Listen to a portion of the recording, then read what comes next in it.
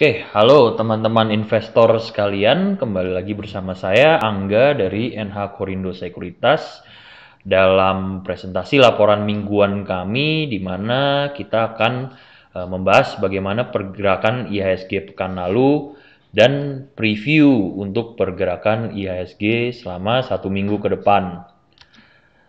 Langsung kita mulai aja. Ini pergerakan grafik mingguan IHSG ya. Kita lihat masih melanjutkan penguatan. Ini trennya tren naik ya masih ya. Dengan ini selama sekitar 3 minggu terakhir ini bergerak di sedikit di bawah garis batas Bollinger Band atas, sehingga ini kita bisa jadikan kita ambil sebagai titik supportnya, titik resistennya lah, sehingga untuk minggu ini kita perkirakan support kuat IHSG ada di 5180 dan resistennya ada di level menguji level 5420. Oke, IHSG pada akhir pekan lalu ditutup di level 5346 dengan penguatan mingguan sebesar 1,4%. Jadi dalam 4 hari pertama dari Senin sampai Kamis menguat, lalu pada hari Jumat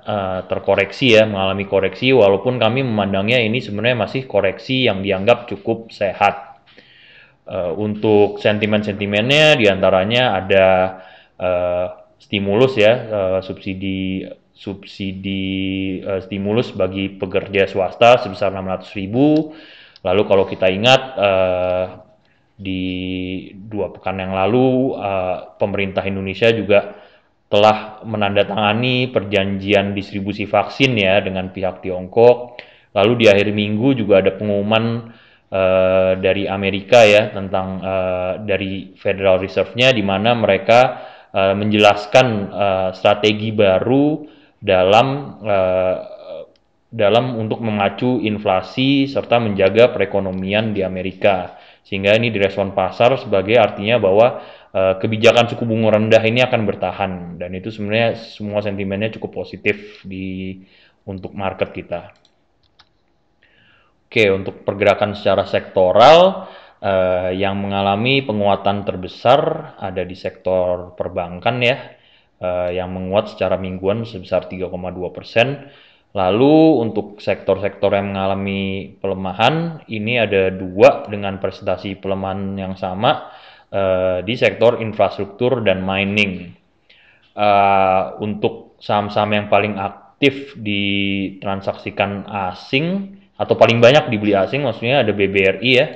Ini sudah hampir sekitar 2 minggu belakangan cukup sering diakumulasi asing. Lalu yang menarik ini yang banyak dikoleksi adalah saham-saham di batubara, sektor batubara, ada PTBA, Adaro, dan UNTR. Lalu untuk top sellernya ini lagi-lagi masih Telkom ya, sudah hampir 3 bulan belakangan terus dilepas asing.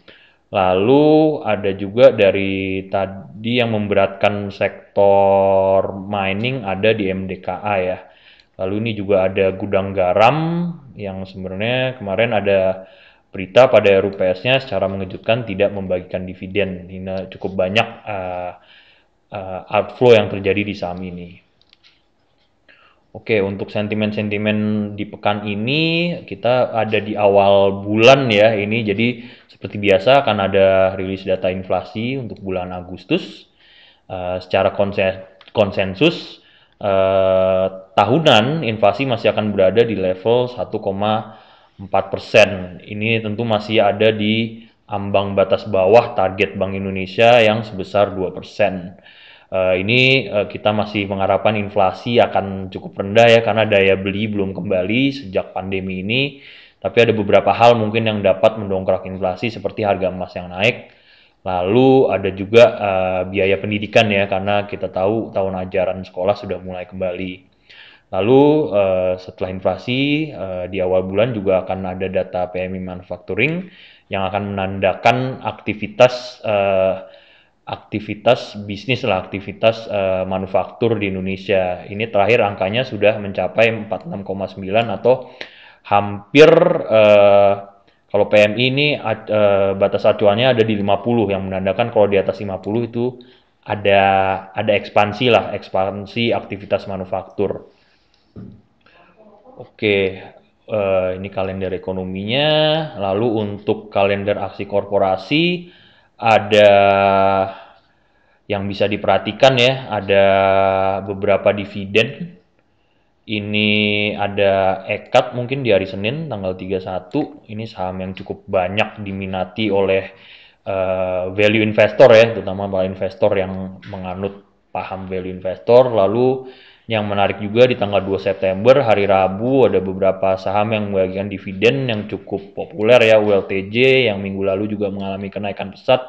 Lalu ada dua saham bersaudara dari grup Sinarmas ya, TKIM dan INKP, ini saham-saham kertas. Oke, untuk laporan mingguan kami cukup sampai di situ saja. Terima kasih dan selamat berinvestasi.